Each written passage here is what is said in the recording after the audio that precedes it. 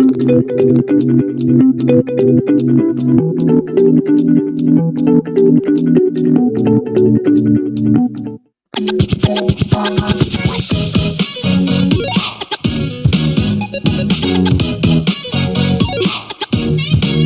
kamusta po mga parts at welcome po dito sa ating show. It's another reaction or perception po natin, no?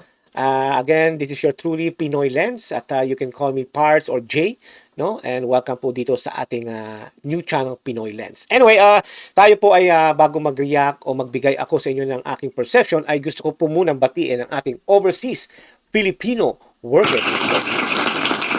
Yan po mga OFW ay sana po ay nasa mabuti kayong kalagayan. Kamusta po kayo dyan? Saludo po tayo sa inyo. Lalo na po sa inyong mga ginagawang sakripisyo sa ating mga mahal sa buhay sa ating pamilya sa Pilipinas. No? At again, katulad ko na lagi ko sinasabi sa inyo na sana po ay lagi po kayong mag-iingat. Take care of your health at drink water a lot. No? At with lemon, if you can do that, that's fine. At syempre po ay lagi po nyong iisipin ang sarili nyo. No? At hindi ko naman sinabi na huwag nyong ibigay lahat, pero magtira kayo para sa inyong sarili. In that way, pag kayo nag-retire na kahit paano may sarili kayong para sa inyo. No, hindi naman natin sinasabi na huwag kayong tumulong sa mahal nyo sa buhay, pero at least no, it's better kung talagang meron kayo na itatabi para sa inyong sarili, no? You have to give yourself a reward, no? But sa ngayon, habang kayo ay nagtatrabaho diyan sa inyong sa iba't ibang parte ng mundo, ay minsan i-treat nyo yung sarili nyo at inom ng Starbucks sometimes. In that way ay parang pampachill, pamparelax, no? Especially minsan ang ating trabaho ay nakaka-stress. Starbucks is the game. Kita mo yan, ha? Anyway, kamusta po kayo dyan mga Pilipino at how are you guys doing? At sana po ay I know magbubu tayo dahil po wala naman po nating kasiguraduhan kung ang ating pong gobyernong ito ay tutulungan tayo. Again, I'm not saying that the government is always the problem here. The government will be there no matter what. Ang problema po ay ang administration bangag. No? Kaya naman po ang masasabi ko lang po sa inyo ay sana po dasal-dasal na lang at sana po kahit papaano sobra-sobra na yung mga 2 to 3 years, magpo 4 years na paghihirap ng ibinibigay ng pamilyang bangag. No? Kaya dasal-dasal lang at kayo mga Pilipino at sana po ma-realize nyo ang ginagawa sa inyong kawalangyaan at kalokohan at kasinungalingan ni Marcos Jr. aka Tumbong sa Puwet Bangag. Okay? Tayo po ay masamang-masama loob at dahil po ang ating Pangulo ng Pilipinas ay nakakahiya talaga sa iba't ibang mundo, no? Kilalang-kilala siya na siya ay drug addict. At talaga pong pag nalalaman nilang Marcos Jr., i-google nyo, lumalabas ang bangag, di ba? I know. What can we do? Yan pa rin ang Pangulo ng Pilipinas. Hindi natin alam kung aabutin niya pa ba ang 28 o siya po ay dapat sipain na, no? Dahil nakakayaw talaga. But the thing is, hati-hati kasi ang paniniwala ng mga makasariling sa bayan. Alam nyo, hindi ko talaga tatawagin na yung mga yan na grupo na para sa Pilipino. I don't really believe those kind of mother effer. You know why? Because yung mga yan sarili lang nila eh. May sarili silang agenda. Hindi sila yung tipong na para sa bayan talaga. Maniwala kayo. No, yung mga nagpapanggap-panggap dyan na, labas tayo sa street at tayo po ay ilaban natin ito, pero wag po natin sasabihin na Marcos resign. Yan ang problema sa atin, di ba? At sino po ba ang nagsasabi niyan? Eh di ang mga dilawan, ang mga pinklawan, at ang mga NPA na salot ng bayan, di ba? Wala pa tayo magagawa doon. Kaya kayo na lang po mga milyon-milyong Pilipino na hindi umiimik. Alam ko mas marami kayo sa mga kanila. Again, wag po kayo magpapauto. At marami ngayon ang nagpapanggap na kunyari makabayan, pero wala talaga. Anyway, speaking of makabayan at meron po tayong gustong ipakita sa inyo ay itong ating saludo, no? To the point, ang ating pong Marine.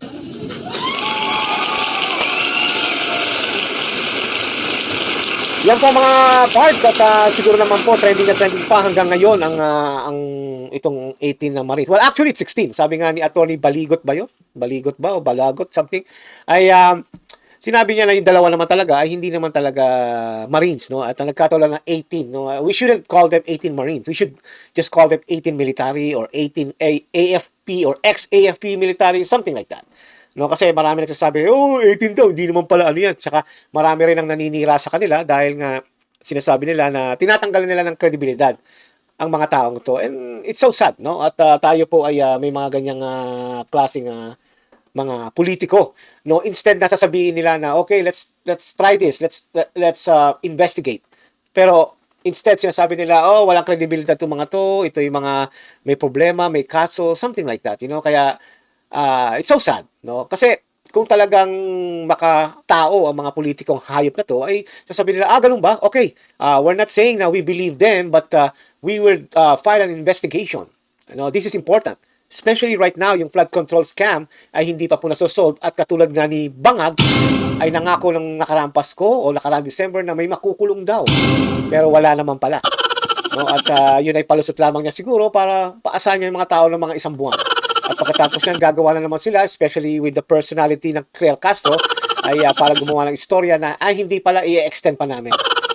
No? Kaya wala. Ano ba sinabi ng isang addict? No? Wala talaga. You cannot count on a drug addict. Tandaan nyo yan. But anyway, speaking of this 18 na AFP military, ay kasama rin po dito ang lawyer kung saan siya po ay nagsalita upang ipaalam na kung ano ba talaga ang nangyayari at kung ano ba talaga yung mga na-experience ng mga military na ito. And he's the guy who spoke para sa 18 na military. No? Kasi katulad ngayon at may bali-baliti na sinisiraan na itong abogado na to, and come to think of it, dahil ito pala ay dating abogado rin ni Napoles. And maybe, they might use that at sabihin na abogado ka ni Napoles, scumbag yung tao, blah, blah, blah. But you know how the lawyer works, di ba?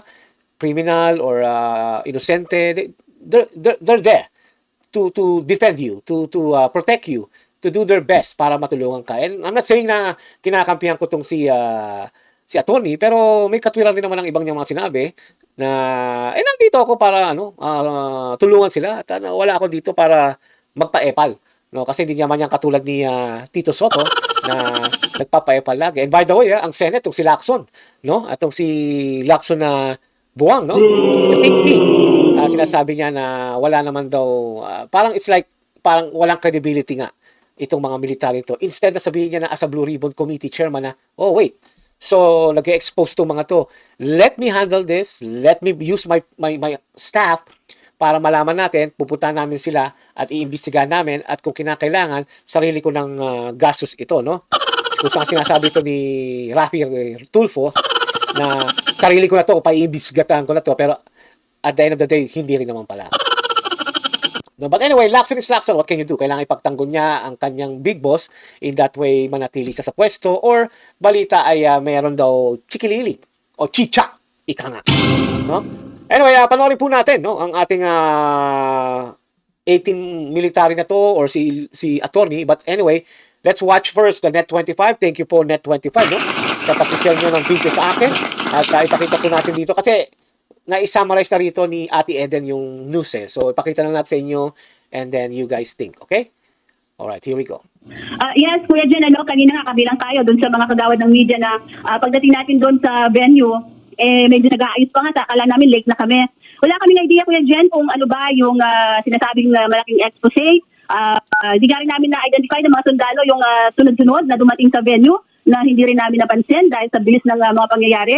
At nung nagsalita na si Atty. Baligod, doon natin nalaman na ito ay may kinalaman na sa mga mali-malitang tura o pera na dinideliver. At yung mga sundalong ito, mga ex-marines ito, ay kasama sila doon sa mga maraming pagkakataon na nag-deliver sila ng mga mali-malitang pera. Sabi nga, doon sa bahay ni Pangulong Ferdinand Marcos Jr., hindi lamang sa Forbes Park, kundi maging sa Ilocos Norte. Ganyan din yung ibang mga kongresista, may mga senador, mga media, sa sektor ng media, Kuya Jen, di ko alam kung mga yung party. Malamang, sino ba mga media na nababayaran? Sino ba yung mga media na mukhang pera?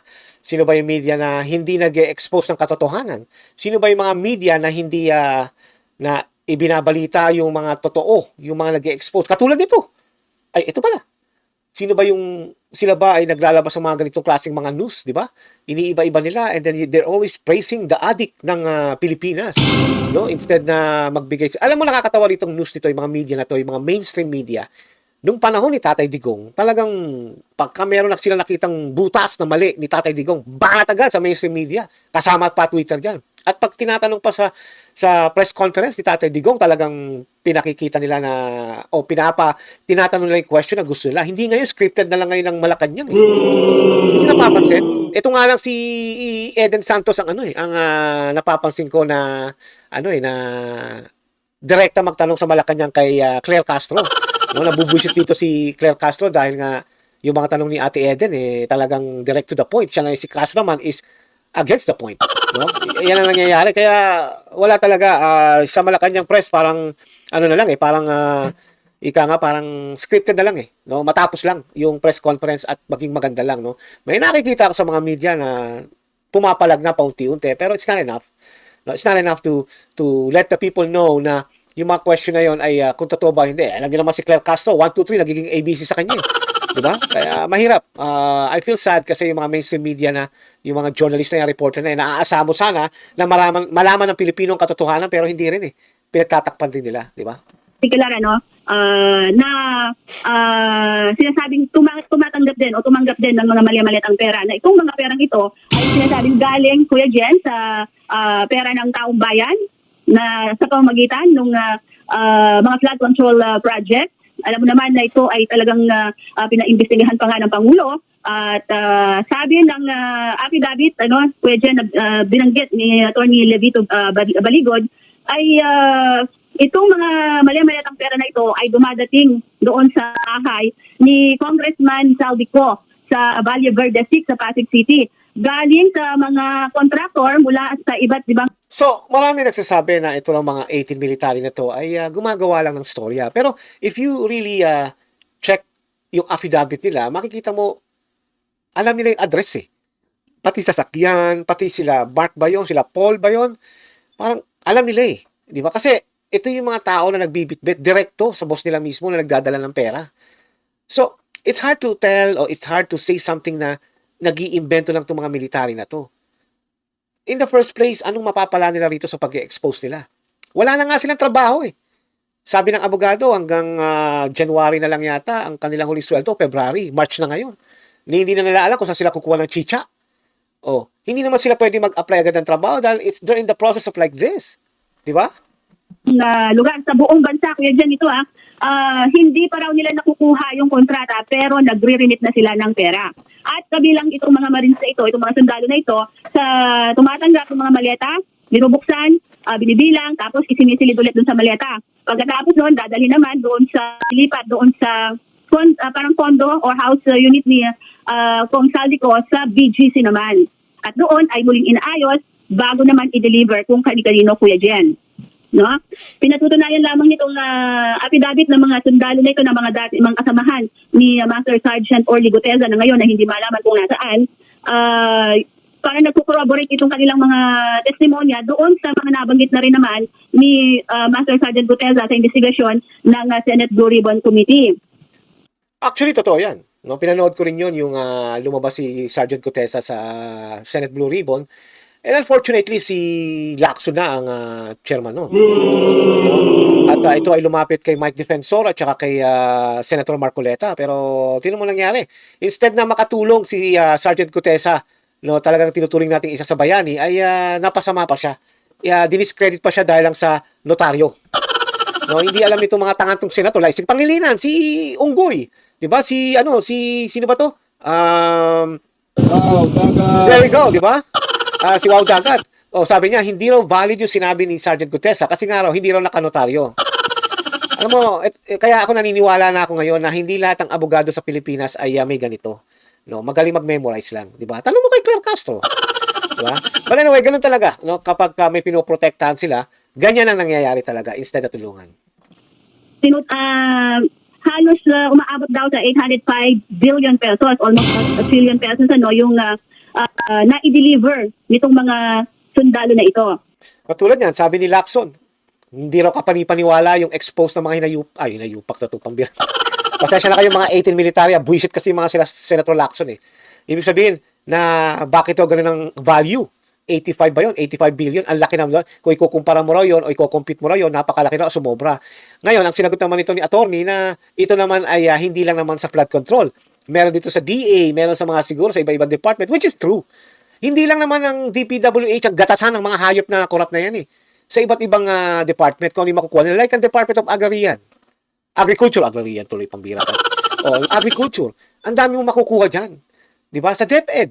Di ba? Diyan pinapalo. Kaya, it's not just. Ito si Lacson na tanga, diyan sabi niya, napakalaki naman niya. Kung parang nakafocus lang sa isa si Lacson. Akala ko ba PNP chief yan? Paano naging PNP chief yan? Di ba?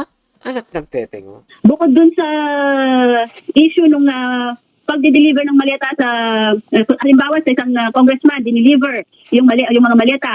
Ang ginagawa daw nito mga sundalo na ito, Kuya Jen, ay nagpipicture din sila, pinipicturean din nila yung bahay, yung kabuuan ng bahay, kung kanino sila nag-deliver, pati nga doon sa mga media operator, sabi nila, ganun yung kanilang style. So, kaya may mga pinakita silang mga pictures kanina doon sa isinagawang press con, kung saan nakita pa nga sa background ng isang picture nandoon si Master Sergeant Guteza na sinasabing parang pinalabas pang sinungaling daw ng kung sino may nagpapalit ng kanyang affidavit sa Department of Justice yata yun, na pinalabas pang sinungaling si Guteza at walang hindi kasama doon sa nag-deliver. Well, in fact, yung picture na yun magpapatunay na kasama siya at alam niya yung ganitong mga pagde-deliver ng maleta. Hindi lamang doon sa GC nila. Kasi may GC itong mga ito, Kuya Jen eh. Kung hindi man kasama yung isa, dalawa, or dalawa lang yung kasama doon sa delivery, nalalaman din ng iba dahil doon sa kanilang group chat. Bukod dyan sa issue na yan, Kuya Jen, ay lumabas din doon sa press con na hindi lang matataas na opisyal ng gobyerno mula sa Pangulo hanggang sa mga mambabata, sa mga senador, mga personalidad, maging yung mga pumasok o pumuntang mga investigador ng... Biro mo yun, ha? Damay na naman ang Pangulo, which is I really don't parang mabibigla na lang dahil alam naman natin si Marcos Jr. ay magnanakaw. No? At syempre, kailangan niya ng pang ano niya eh, pang gastos niya sa droga. That's why they need to steal. You know, and it's so sad kasi harapan ng ginagago ng Malacanang o ng Pangulo at ang asawa niya to at ang mga anak niya to at pinsan niyang hayop, no, ay pinababayaan ng Pilipino. Parang wala lang, parang sige, move on, no? Pero hindi nila alam, sila naman talaga naapekto kasi sila Marcos Jr., yung mga yan, yung mga congressman na magnanakaw, yung mga senator, hindi madadama yan. Kasi una-una, lagi naka-aircon yan, may pera yung mga yan. Pero kayo mga Pilipino na hirap kayo magbayad sa tax. Bawat bili nyo sa tindahan, may tax yan. Di ba? Pero parang okay lang sa inyo, di ba? Again, ganun ka sama ang gobyerno o ang administrasyong ito.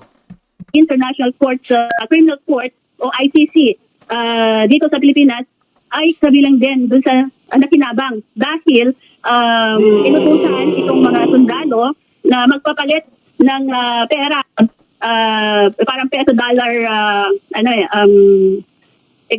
palitan ng piso sa dolyar. Ayan, nasa $2 million yung halaga nung naipapalit nila. At yun, yung pondo ay binibigay kay dating Senator Antonio Trillanes na siya ang nagpapadala ng mga iimbestigahan itong mga ICC na ito. So, ibig sabihin, at tulad yan, alam naman natin yan si Trillanes, meron niyang pakana, di ba?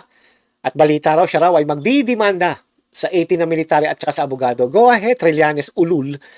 Tingnan natin para magkaalaman na talaga kung sino talaga ang totoo. I don't trust this guy, man. Trillanes, this guy is, ito pa ay sumabit din ito sa bentahan, sa Scarborough yata o sa somewhere na sa land na pinagagawa ng Pilipinas sa China nung panahon ni Pinoy. Di ba? Nagkapera daw tong hayop na Trillanes na ito. Kita nyo yan? And then you're gonna trust this guy now? And I'm pretty sure tuwan-tuwa siya dahil napadala si Tatay Digong sa ICC. Ano ba ang purpose ni Trillanes? Makaganti lang. Ma-cover lang yung kabahuan niya. Di ba? Kaya nga takot na takot siya kay Inday Duterte, kay Vice President. Dahil pag nanalo yan, talagang may paglalagyan niyang hayop na sundalong kanina yan. Dahil alam ni VP Sara na mali yung ginawa niya and he was involved, man. Di ba? Tapos ngayon, nakikita mo sa social media, magpa-file ako, inihintay ko lang maayos ang aking ipa-file. Go ahead, mag-file ka. Dahil I don't think itong lawyer na to at itong 18 na military na to, maglalabas ng ganitong klaseng anomalya kung hindi totoo at kung wala silang alam. Diba? And we know that the government or the administration, this administration, are not really trying to help them. Diba? Kawawa. Ang pera ay ginamit din ng gobyerno sa pamamagitan ni Saldico na nagbigay naman kay Trillanes na sila naman ang gumastos ng lahat ng gastusin nitong mga ICC investigators habang sila nandito sa Pinas, yung kanilang hotel accommodation, yung kanilang condo, yung kanilang pagkain, mga sasakyan. Pero minsan daw hindi naman sila nakita sa government area or lugar, kundi sa mga private area sila nagkikita-kita, Kuya Jen. At yung mga pinapadala ni Trillanes, yun yung mga kanilang iniimbestigahan or tinatanong, ini-interview doon sa kaso naman laban kay dating Pangulong Rodrigo Duterte. Bukod doon, lumabas din na itanong din natin sa press con na kung yung bang impeachment ay yung mga lumagdadaw doon ay tumanggap ng pera mula din sa mga maletang pinapadala nila from Saldico na bitbit nitong mga sundalo na ito, Kuya Jen.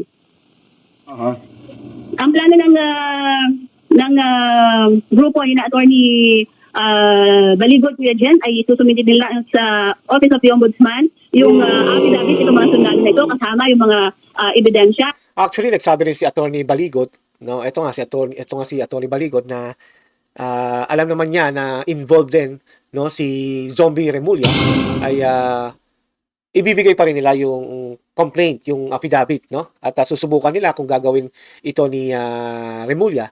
And the thing is, the problem with Remulla is, kung matatandaan nyo, meron silang podcast yata, 4 sila, kasama si Senator Jinggoy, si JB Ejercito. Meron silang parang podcast, nag-uusap-usap. Doon pa lang, pinakita na nagsalita na si Zombie Remulla na parang it's not really realistic daw yung kaso o yung affidavit ng 18 military. Can you imagine that isang ombudsman nagsasalita ng ganun instead na wag na munang sabihin, 'di ba? Ombudsman ka eh. 'Di ba? Bakit mo ibibigay mo sa podcast? And I know, there's nothing wrong if you wanna do a podcast or vlog na ganito, pero sa mga ganyang kaso, 'di ba, dapat wag mo na munang sabihin agad na, ay wala, malabo yung kaso kasi may ganito, may ganyan, mahina, and there's a question. Yun naman pala eh. Kung alam mo pala may question, ba't hindi mo tinatanong mismo itong abogado? Di ba? In that way, malaman kung totoo yung sasabi ng mga 18 Marines, 18 na military. Di ba? Pero ilalagay mo sa podcast mo, para siguro dumami ang view nyo o likes, ay para sa ipaalam agad. Mali yun eh. Parang nung pinapanood ko ng konti, parang sabi ko, mali ito dahil ombudsman kayo. Ba't ka nagsasalita ng ganyan? Sana wag muna. Sana sinabi mo na lang, no, we're not sure about this. And then tinatawanan pa nila yung iba si attorney na nagkamali daw kay De Lima or something. Yun ang sinasabi sa podcast. No, parang sabi ko, nagkamali and then he will deal with it, right? Pero as an ombudsman, ba't mo sasabihin? Yan lang ang tanging ombudsman, no? Na nakita kong madaldal sa harapan ng camera. Putang inang yan. Para magpapatunay doon sa kanilang mga testimonya na well, in fact, ay kasama rin pala si Ombudsman Crispin Boying Remulla doon sa there you go, kasi sabi ko lang. Although tanong natin kung maasa ba sila na ito ay uusad sa Ombudsman, ang sabi ni Atty. Baligod, kahit na hopeful pa rin sila na baka kahit manipis na meron pa rin si Ombudsman Remulla. But definitely yung kanilang pag-susumiti doon, process din yun, na kung actionan man yun o hindi, at least nag-file sila at malalaman nila talaga kung itong si Ombudsman Remulla ay gagawa ng action dito sa kanilang. Wala, hindi gagawa yan. Wala. Affidavit, I don't think gagawin niya. At tulad nga sinabi ko sa inyo kanina, nagsalita na siya sa podcast niya na mahina raw yung ebidensya or affidavit, magulo, may mga mali. So, dapat talaga, as an ombudsman, again, uulitin ko, hindi niya dapat sinasabi yun muna. Diba? Pagka, I don't know, I'm not a lawyer or I'm not even a prosecutor or a fiscal, pero para sa akin, parang common sense na lang eh. Alam mong kapapasa pa lang ng mga tao, you shouldn't say that publicly agad. Ombudsman ka eh. Kaya, tama lang yung ginawa ni attorney sa pagpasa ng mga ganitong affidavit sa ombudsman. Tama lang yun kasi may maraming involved na mga politiko eh. Pero you can tell na magko-cover up yan. Remulla pa, men. Tapos may involved pala siya sa maleta. Do you think as an ombudsman na corrupt, do you think ipo-focus niya? Hindi. Gagawa niya ng paraan niya na masira, mawala, humina, at makalimutan ng tao. Yan ang ombudsman nyo. Bukod doon, Kuya Jen, hindi lamang mga nasa executive, legislative ang sinasabing tumatanggap, kundi maging sa COMELEC. Binanggit din nila yon dahil, Kuya Jen, ito daw ay nagamit din sa eleksyon. Yan! Commissioner Garcia! Man! Biro mo yan? Noon pa naman, di ba? If you guys remember, si Senator si Senator Marcoleta, back then, congressman pa siya. Kinuwestiyon na si Garcia tungkol sa billion niyang pera. Diba? Kung natatandaan niyo yan, meron siyang sa isang commission yun eh. Hindi ko alam kung sa Tuwadcom yun eh. No, pero alam ko si congressman nagtanong kay Commissioner Garcia tungkol po sa perang hawak niya sa abroad na may billion yata. And now this one too. May maleta sila nakukuha sa COMELEC. Hindi ko lang alam kung sino kasama ni Garcia sa COMELEC, but man, nagtutugma-tugma yung mga kwento. Now, you tell me kung hindi totoo to. Sana nga hindi totoo, pero it's really sad na talagang harapan ginagago ng mga politikong hayop na to ang Pilipino. Pero marami pa siyang gustong sabihin, pero sabi niya may pagkakataon, may tamang panahon para dun pa sa iba nilang mga gustong ibunyag. Meron nga hindi nakarating na 12 pang sundalo. Yung dalawa ay nag-beg off dahil sa yung kanilang mga asawa ay nagtatrabaho pa sa gobyerno, baka maapektuhan. Yung 10 naman ay standby. Ito yung mga handaring lumabas sa tamang panahon, Kuya Jen. Sila ay handang... So, sa kabuuan, yes, Kuya Jen. sa kabuuan, ilan daw lahat talaga yung, tauhan ng Marines na lalagta dapat? Ang nakita natin kanina ng ihahandakan na mga upuan, Kuya Jen, ay 25. Aha. 25 lang. So, ang lumabas kanina, although nakuha natin yung mga pangalan, dahil di masyadong malinaw yung pagkakabanggit ni Attorney Baligod, Yun, palakpakan po natin ang ating mga magigiting na 18 na military, no? At hindi ko po muna tinatawag na 18 dahil sabi nga nila may dalawa doon na hindi sila Marine. But it's okay, they're still military anyway. And alam niyo mga parts, no, ipapakita ko lang sa inyo. Nakita na siguro to ng mga tao itong affidavit, no? At yan po ang mga nakikita nyo, no? Yan po ang pera. Ayan po yung sa kanila. Talagang they really show kung ano talaga yung nakikita nila. Alam mo mga parts, hindi naman magsisinungaling tong mga to eh. 'Di ba? And look, they're even smiling sa picture na parang siguro na hindi nila akalain na mabubuking sila. Ito yung mga photos na they're really comfortable of giving the money. Ayan, kung matatandaan niyo yan, teka nga. May mga kasamahan kami sa trabaho na nasa active service ng Philippine National Police na palagi sumasama rin sa pagde-deliver ng maleta. Oh, yan, nandiyan mo, makikita niyo sa listahan. Siguro nasa Facebook, alam ko nasa Facebook na yan. 'Di ba? See? Oh, yan ba ay hindi pera? Kita niyo yan, ha? Oh, yan ang ibig ko sabihin eh, no. Oh. Oh, yan, mga affidavit na lang yan, no. So nakita niyo yan. Oh, ano to? Ito yung mga ito yung mga 18 na military. Is it 18? 3, 6, 9. O, tama, 18. Alam niyo na rin po yan, sinabi na rin po yan sa social at saka sa media, no? Hindi ko na kailangan banggitin sa inyo isa't isa. Ito po yung ating matatapang na military, no? At yan, sila. Dito sa nakuha kong kopya, wala pang notaryo, pero sabi ni Baligod, meron na raw pong notaryo, kaya valid na po.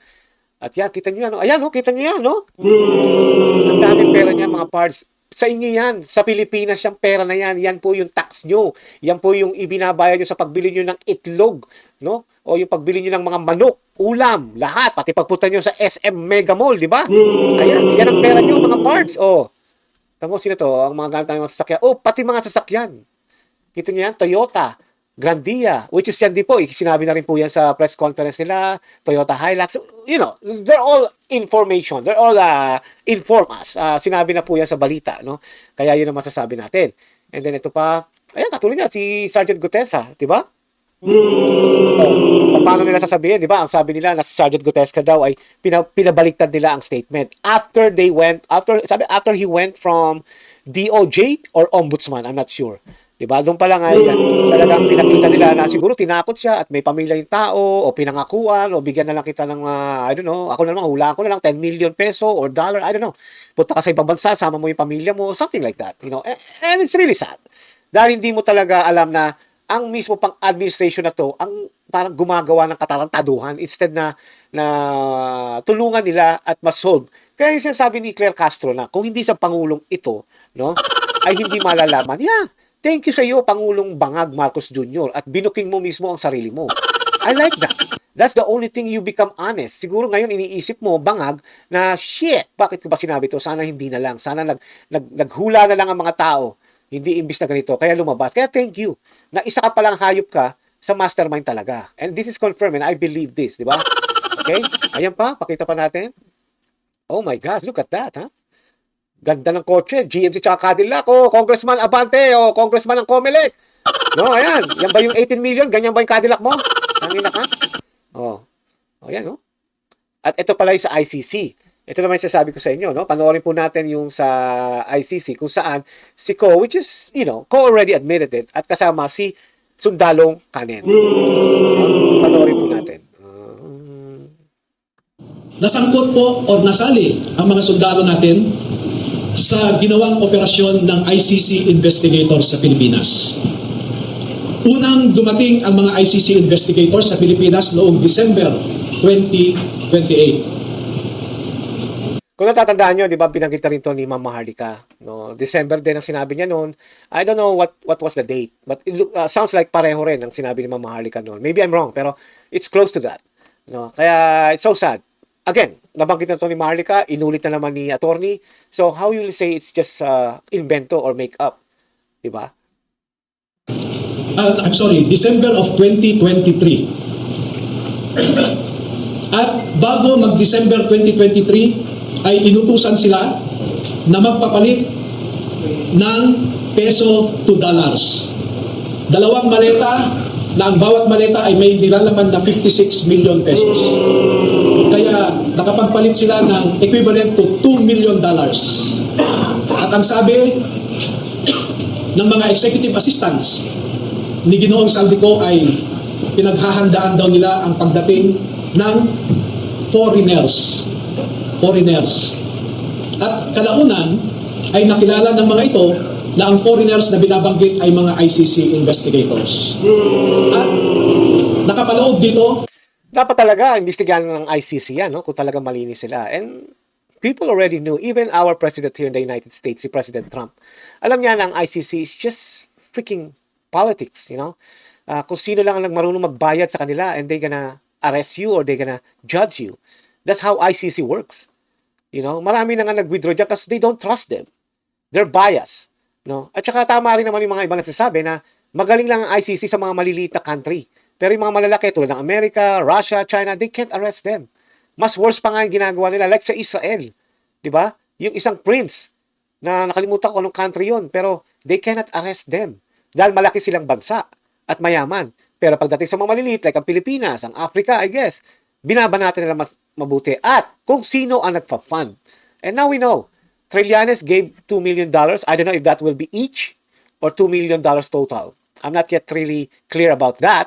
But the thing is, even though it's only 500 peso or dollars, it's a bribe. Dapat nga yan, wala na eh. Void na yung kaso ni Tatay Digong, pauwiin na. Kasi nga, bribe dapat nga. Nagbayad pala bribe siyempre itatanggi ng ICC ngayon yun and they're gonna do something about it. Just to make sure na matuloy ang laban o matuloy ang kaso ni Tatay Digong. And we know na pinoponda, marami na nagsasabi na pinoponda niya ni Bangag para manatili si Tatay Digong sa Hague. Kasi nga, si Tatay Digong ang talagang maaari possibility na mag-revolution ang Pilipino. Dahil marami naniniwala sa kanya. Kung kay Sara Duterte nga, dami naniniwala, kay Tatay Digong pa, di ba? na ang ginawa nila ay mag-interview ng mga witnesses na ipinapaarating sa kanila ni Sunny Trillanes. Wala silang ibang in-interview na mga witnesses, kundi ang mga tao lamang na pinapadala ni Sunny Trillanes. At ibinigay kay Sunny Trillanes ang pondo para sa pag-asikaso sa mga ICC investigators na ito. Saan ka naman nakakita na kukuha sila ng interview? Which is illegal na yun eh. Dahil nga wala nang ang jurisdiction ng Pilipinas o ang ICC sa Pilipinas. Pero saan ka nakakita, no? Kung halimbawa na may jurisdiction pa, saan ka nakakita na yung sa hayop na sundalong kanina Trillanes na yan ang nagdadala ng witness para interviewin? Diba? So ang tanong dito, paano nakakagalaw si Trillanes sa mismong administration ng Bangag? Yan ang tanong. Ibig sabihin, si Trillanes aso na rin ng Bangag. Pero lang yan eh, Trillanes is just for money. Walang prinsipyong hayop na yan.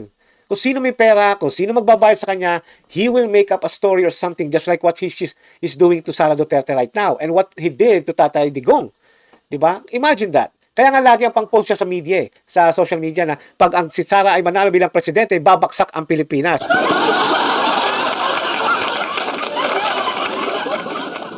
Bakit? Ano ba nangyayari ngayon sa Pilipinas? Umuunlad ba ang Pilipinas, Trillanes? Kaya kayo mga pards, kung kayo mga tao, yung mga Pilipino na nanonood ng social media, you have to be smart. Mas matalino kayo kay Trillanes. Si Trillanes, bigyan mo lang yan ng piso sa mata, aamo na yan sa'yo. Piso lang ang katapat ni Trillanes, that's all. Walang prinsipyo yan. Kaya nga sabi ko pag nanalo sa Caloocan yan, abay, ang tanga ng Caloocan, di ba? Mabuti na lang, ako napahiya, ang Caloocan ay matatalino pala at hindi sila naglagay ng salot sa Caloocan. Tama yan. Palakpakan natin ang mga taga-Caloocan. Di ba? You guys are good. No? Kung ako sa inyo, I don't know. Kaya naman po, lahat ng sasakyan na ginamit, lahat ng hotel accommodations ay sinagot ni Saldico at sa kanisa ni Trillanes. Yan po mga parts, no? At ang nakikita nyo naman sa dito, kung yan yung mga picture, ayan. No? Yan po, oh. Foreigner. Yan, alam nyo na yan, nasa social media na yan. Hindi ko na kailangan i-express nyo isa-isa. Alam nyo na yan, di ba? Oh, yan. See this? Ito? Abante, oh. Putsang nila. Ang kakapal ng mukha nyo, oh. See? Di ba? It's so sad. Harapan, oh. Ang dami niyan. Pera ng bayan niya, mga parts. Hindi nila pera yan. Pera nyo yan, Pilipino. Yung mga ginagastos nyo, yung pinaghihirapan nyo. Di ba? Sayang. But anyway, pakita ko rin sa inyo. Ang mga suspect sa pagkuha ng maleta ay ito, mga to. Okay? Think about it. Look at that. Ha? Romualdez, alam nyo na yan. Magnanakaw talaga yung hayop na yan. Castro. Yan, ha? Panay ang tira kay Sara Duterte, di ba? Nung congresswoman pa yung hayop na yan na ngayon na hinusga na sa Court of Appeals, nireject na ang kanyang appeal. At kailangan, tataka ko, ba't hindi pa nakukulong yung hayop na yan? Dapat siya nakakulong na. Si Barbers, what do you expect? Siyempre, pera-pera yan. Kita mo yung asawa, maayos ang muka. Lagi nakabelo, di ba? Oh. Si Abante. Oh, si Cadillac Boy na may 18 million. Oh. Si Paduano, what do you expect? De Lima. Oh, kailangan niya ng pangsaba. Then he need money. At siyempre, Sandro Marcos, what do you expect? May mansion daw sa Thailand yan. At doon daw sila tumitira ng mga pagsinghot, ng mga cocaine, yun ang sabi daw, di ba? Si Ben Dalo, di ba?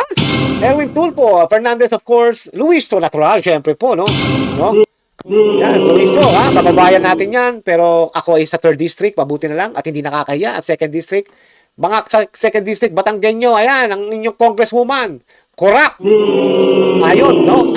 Allegedly.